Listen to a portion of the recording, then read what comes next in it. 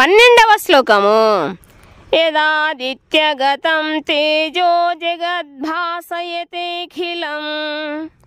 యచ్చంద్రమసి యచ్చాగ్నౌ తత్తేజో విద్ధి మామకం. యత్ ఏ ఆదిత్యగతం సూర్యునిలోను, తేజస్సు జగత్తును, భాషయతే ప్రకాశింపజేయును, అఖిలం సమస్తమైన, యత్ ఏ చంద్రమసి చంద్రునిలో, యత్ ఏది చా కూడా, అగ్నౌ అగ్నిలో, తత్ ఆ తేజము, విద్ధి తెలుసుకొనుము, మామకం నా నుండే. ఈ సమస్త జగత్తులోని అంధకారమును నశింపజేయు సూర్యుని తేజస్సు నా నుండియే కలుగుతుండెను. అదే విధముగా చంద్రుని యొక్క తేజస్సు మరియు అగ్ని తేజస్సు కూడా నా నుండి ఉత్పన్నమవుతుండెను. భాష్యము. ఏ విధముగా సమస్తము నెరవేరుతున్నదో మందబుద్ధులు అవగాహన చేసుకొనలేరు. కానీ భగవానుడు ఇక్కడ వివరిస్తున్న విషయమును అవగాహన చేసుకొనుటతో ఎవరైనను క్రమముగా జ్ఞానములో నెలకొననారంభించును. ప్రతి ఒక్కరూ సూర్యుడు, చంద్రుడు, అగ్ని, విద్యుత్తులను చూస్తుందురు. అట్టి సూర్యుని, చంద్రుని, అగ్ని, విద్యుత్తుల కాంతి దేవాదిదేవుని నుండే కలుగుతున్నదని వారు అవగాహన చేసుకొనుటకు యత్నించవలెను. కృష్ణ చైతన్యముకు ఆరంభమైన అట్టి భావన ఈ భౌతిక జగత్తులో బద్ధజీవునకు గొప్ప ఆధ్యాత్మిక పురోగతిని కలిగించగలదు. జీవులు ముఖ్యముగా దేవాదిదేవుడైన శ్రీకృష్ణుని నిత్యాంశలు. జీవులు ఏ విధముగా భగవద్ధామమును తిరిగి చేరుకోగలరనే విషయములో భగవానుడు ఇక్కడ కొన్ని సూచనలను చేస్తుండెను. ఈ శ్లోకము నుండి సూర్యుడే గ్రహమండలమంతటికి ప్రకాశింపజేస్తుండునని మనము అవగాహన చేసుకోవచ్చును. నిజమునకు భిన్న విశ్వములు మరియు సూర్యమండలములు అనేకము కలవు. అదే విధముగా సూర్యులు, చంద్రులు మరియు గ్రహములు కూడా కలవు. కానీ ప్రతి విశ్వములోనూ ఒక సూర్యుడు మాత్రమే ఉండును. భగవద్గీత 10వ అధ్యాయము 21వ శ్లోకములో చెప్పబడినట్లు చంద్రుడు నక్షత్రములలో ఒకడు. నక్షత్రానామహం శశి. ఆధ్యాత్మిక ఆకాశములోని దేవాదిదేవుని దివ్య తేజస్సే సూర్యకాంతికి కారణము. అట్టి సూర్యోదయముతో జీవుల కర్మలు కూడా ఆరంభమగును. ఆహార పదార్థములను సిద్ధము చేసుకున్నటకు లేదా కర్మాగారముల వంటి వాటిని నడిపించుటకు లేక ఇతర అనేక కార్యముల కొరకు అగ్నిని ఉపయోగిస్తుందరు. ఆ విధముగా అగ్ని సహాయముతో అనేక కార్యములు కొనసాగును. కనుకనే సూర్యోదయము, అగ్ని, చంద్రకాంతులనేవి జీవులకు మిక్కిలి ఆనందకరములుగా ఉండును. ఏ జీవి కూడా ఇతర ఏ విధమైన తోడ్పాటు లేకుండా మనుగడను కొనసాగించలేరు. కనుక ఎవరైనను సూర్యుని, చంద్రుని, అగ్ని యొక్క తేజోవైభవములు దేవాదిదేవుడైన శ్రీకృష్ణుని నుండి ప్రకటమగునని మానవుడు ఎరుగగలిగినచో వారిలో కృష్ణ చైతన్యము ఆరంభమగును. ఆహ్లాదకరమైన ఔషధులన్నీ చంద్రకాంతితోనే పోషించబడును. ఆహ్లాదకరమైన చంద్రకాంతిని అనుభవించు ప్రతి ఒక్కరును సులభముగా దేవాదిదేవుడైన శ్రీకృష్ణుని కృపచేతనే తాము జీవిస్తుంటిమని గ్రహించగలుగుదురు. భగవానుని కృపలేనిదే సూర్యుడు, చంద్రుడు, అగ్ని ఉండలేవు. మరియు వాటి సహాయము లేకుండా ఎవరునూ జీవించలేరు. బద్ధజీవునిలో కృష్ణ చైతన్యమును ప్రేరేపించుటకు ఇవి కొన్ని సూచనలు. 13వ శ్లోకము. గామావిశ్య చ భూతాని ధారయామ్యహమోజసా పుష్ణామి చౌషధి సర్వ సోమో భూత్వా రసాత్మకః. గాం గ్రహములలో ఆవిష్య ప్రవేశించి చా కూడా భూతాని జీవులను ధారయామి భరిస్తుంటిని. అహం నేను ఓజస నాశక్తిచే పుష్ణామి పోషిస్తుంటిని చ మరియు ఔషధములను. ఔషధులను సర్వాహు అన్నింటినీ సోమహు చంద్రుడను భూత్వా అయి రసాత్మక రసమును సమకూర్చునట్టి నేను ప్రతి గ్రహములోకి ప్రవేశింతును. నా శక్తి చేతనే అవి తమ కక్షలో నిలిచి ఉండును. నేనే చంద్రుడనై సమస్త ఔషధులకు జీవరసమును సమకూరుస్తుందును.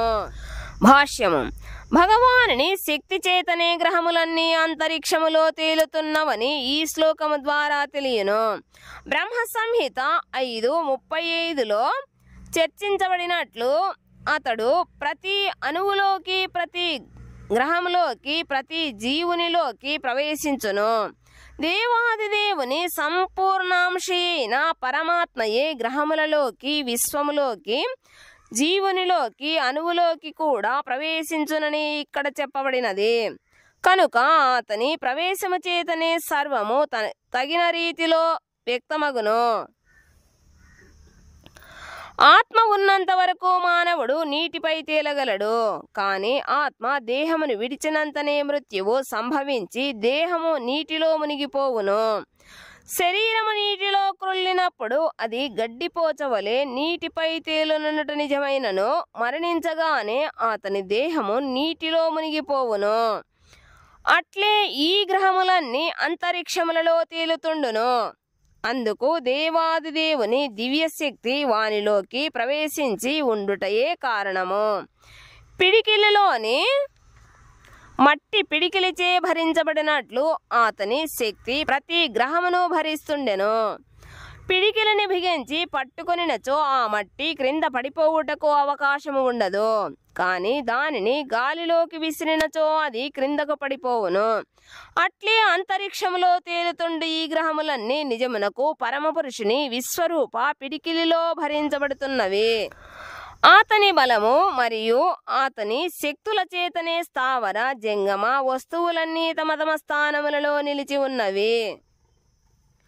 వైదిక గ్రంథములలో దేవాదిదేవుని కారణమున సూర్యుడు ప్రకాశిస్తుండెనని, గ్రహములు స్థిరముగా తమ కక్షలో పరిభ్రమిస్తుండెనని చెప్పబడినది. దేవాదిదేవుడు లేనిచో గ్రహములన్నీ చెల్లా చెదురై గాలిలో ధూళివలే నశించును. అట్లే దేవాదిదేవుని కృపచే చంద్రుడు ఓషధులను అన్నింటినీ పోషిస్తుండెను. చంద్రుని ప్రభావముతోనే ఔషధులు పోషించబడును. చంద్రకాంతి లేనిచో ఔషధులు సస్యములు వృద్ధి చెందుట గాని రసపూర్ణములగుట గాని సంభవించదు. పరమ పురుషుడు సర్వము సమకూరుస్తుండుట చేత మానవుడు పనిచేయుట, సుఖముగా జీవించుట, ఆహారమును ఆస్వాదించుట జరుగుతున్నది. లేనిచో మానవ జాతి నిలిచేది ఉండేది కాదు. రసాత్మక అను పదము ఎంతో ముఖ్యమైనది. పరమపురుషునిచే చంద్రుని ప్రభావము ద్వారా సస్యములన్నీ ఆస్వాదనీయములు అవుతుండెను. 14వ శ్లోకము. అహం వైశ్వానరో భూత్వా ప్రాణినాం దేహమాశ్రితః ప్రాణాపాన సమాయుక్తః పచామ్యన్నం చతుర్విధం. అహం నేను వైశ్వానరః జఠరాగ్ని రూపమనగల నా పూర్ణాంశ భూత్వా ఈ ప్రాణినాం సకల జీవుల దేహములలో ఆశ్రితః ఆశ్రయించి ప్రాణవాయువో అపానవాయువో సమాయుక్తః సమత్వమును నిలుపుతూ పచామి జీర్ణము చెయ్యుదును అన్నం ఆహారమును చతుర్విధం 4 రకములైన నేను ప్రాణుల దేహములోని జఠరాగ్నిని ప్రాణాపానవాయువులతో కూడి నేను 4 రకములైన ఆహార పదార్థములను జీర్ణము చేస్తుంటిని. భాష్యము. ఆయుర్వేద శాస్త్రముననుసరించి ఉదరములోకి పంపబడిన ఆహారమంతటిని జీర్ణము చేయుటకు ఉదరములో అగ్ని కలదని మనకు తెలియను. అట్టి అగ్ని తగినట్లుగా జ్వలింపకపోయినచో ఆకలి కలుగదు. అది సరైన రీతిలో జ్వలించినచో ఆకలి కలుగును. కొన్నిసార్లు ఆ అగ్ని సరిగ్గా జ్వలించబడకపోయినచో వైద్యము అవసరమగును. ఏమైనను ఈ అగ్ని దేవాదిదేవుడైన శ్రీకృష్ణునకు ప్రాతినిధ్యము వహించును. దేవాదిదేవుడు లేక బ్రహ్మము అగ్ని రూపములో ఉండి అన్ని రకములైన ఆహారములను జీర్ణము చేస్తుండునని బృహదారణ్యకోపనిషత్తు 5:9-1 నిర్ధారిస్తున్నది.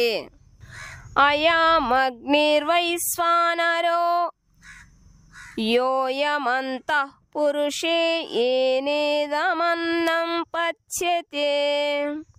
ఈ విధముగా అన్ని రకాల ఆహార పదార్థములను జీర్ణము చేయుటకు భగవంతుడే తోడ్పడుతున్నందున భుజించు విషయములో జీవుడు స్వాతంత్ర్యుడు కాడు. జీర్ణక్రియకు భగవానుడు తోడ్పడకపోయినచో జీవుడు ఆహారమును భుజించు అవకాశమును కోల్పోవును. ఈ విధముగా భగవానుడు ఆహార ధాన్యాలను ఉత్పత్తి చేస్తుండును మరియు అతడే ఉదరములో జీర్ణము చేస్తుండును. కనుక అతని కృపచేతనే మనము జీవితమును అనుభవిస్తుంటివి.